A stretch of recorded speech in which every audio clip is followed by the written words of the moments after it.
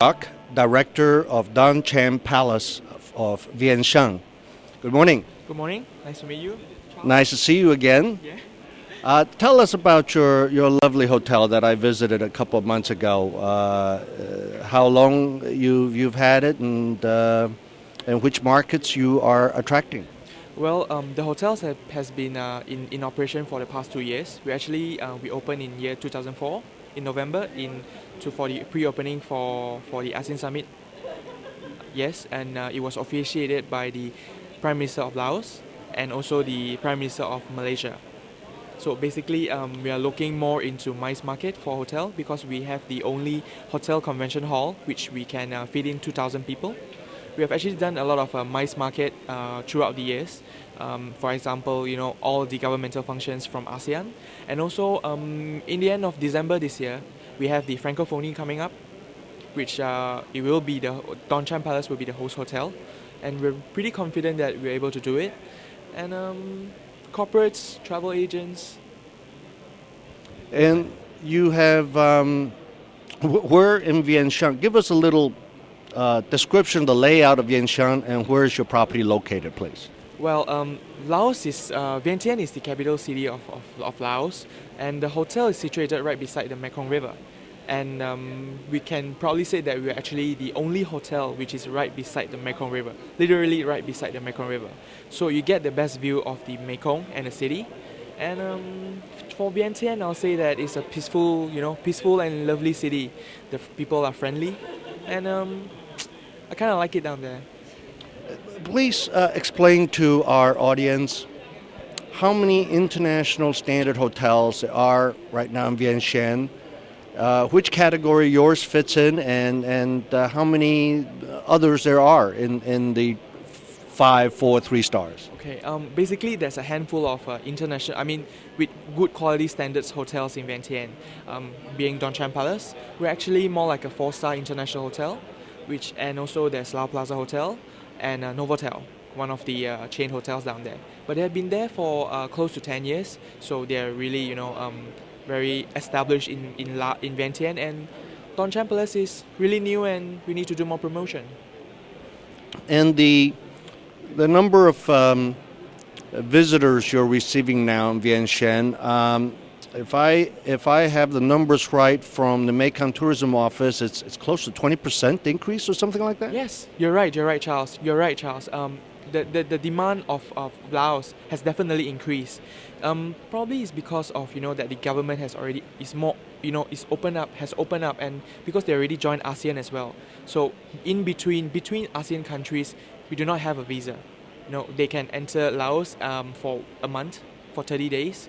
So we are also encouraging intra-ASEAN visits, and it has definitely increased because there's Don Chon right now. Previously for Vientiane, there is insufficient of hotels. During the ATF in the past 2 years, it wasn't there was insufficient of hotels. Buyers apparently had to stay in guest houses. So right now with Don Chon, people are more confident with the hotels. There's more better hotels with better standards, and a lot of people are really coming by. Now, a lot of visitors to Laos would visit the city further north, the World Heritage Site. What is Vientiane? What do you think Vientiane needs to do and is planning on doing to attract more leisure visitors? Well, my personal opinion, I think that there should be an increase on airlines flying down to Vientiane. Right now, there is quite a few flying down to Luang Prabang, which is actually bad for Vientiane, because I understand, like Charles, what you said is true. Luang Prabang, the city up north is more famous because it's being branded by the UNESCO as the World Heritage City. So for Vientiane, the probability that we can do is to increase, the amount of flights coming in, and also to provide more facilities. We have a lot of beautiful places in Vientiane as well, but it has not been really taken care of. The budget wasn't really given to them to maintain, to given access to all these beautiful places in Vientiane. I see.